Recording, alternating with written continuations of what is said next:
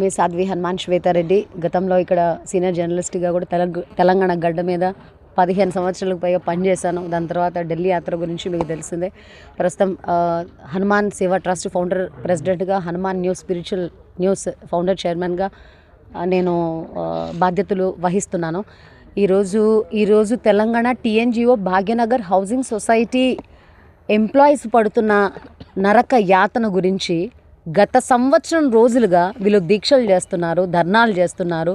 ఈ Bhagyanagar TNGO housing society మీద చాలామంది కబ్జా కోర్ల కన్నులు పడి వీళ్ళు బలైపోతున్నారు. గత ప్రభుత్వంలో మన అధ్యక్షులు సత్యనారాయణ గౌడ్ గారు చెప్పినట్టు గత ప్రభుత్వంలో ఉమ్మడి ఏపీలో రాజశేఖర రెడ్డి గారు సేమ్ పార్టీ కాంగ్రెస్ పార్టీ నుంచి వీళ్లకు ఈ ల్యాండ్ని అలాట్ చేశారు. Survey number 36 and 37. దాని తర్వాత వచ్చిన ప్రభుత్వాల ఆటల వల్ల ఇది అతలాకుతలం అయిపోతుంది. ఇప్పుడు రేవంత్ రెడ్డి అండ్ కో, జానారెడ్డి కొడుకు రఘువీర రెడ్డి వీళ్ళంతా రాత్రికి రాత్రి ఈ రంగారెడ్డి జిల్లా కలెక్టర్ కూడా దాంట్లో కుమ్మక్కయి రాత్రికి రాత్రి బోర్డులు బాతేసి రౌడీయిజం, గూండాయిజం. ఎందుకంటే వీళ్ళు తెలంగాణ భాగ్యనగర్ హౌసింగ్ సొసైటీ ఆధాదూరి వయసులో ఉన్నారు. ముసలి వాళ్ళు 60, 70 వయసులో ఏం పోరాటాలు చేస్తారు? ఎందుకంటే ఈ వయసులో ఉన్నప్పుడు పోరాటాలు చేయడానికి శక్తి ఉండదు కదా. సో ఏదో మందులు వేసుకుంటూ అక్కడ తిరుగుతున్నారు. 2 రోజులు టెంట్లు వేసి తీసేస్తారులే అనుకున్నారు. ఎవరు? రేవంత్ రెడ్డి అనుకో.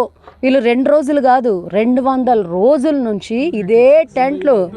286 286 రోజుల నుంచి వీళ్ళు ఇదే టెంట్లు కూడా చినిగిపోయినాయి. వర్షాలకి, ఎండలకి ఇదే టెంట్ల కింద కూర్చొని సగం కుర్చీలు కూడా ఇరిగిపోయినాయి.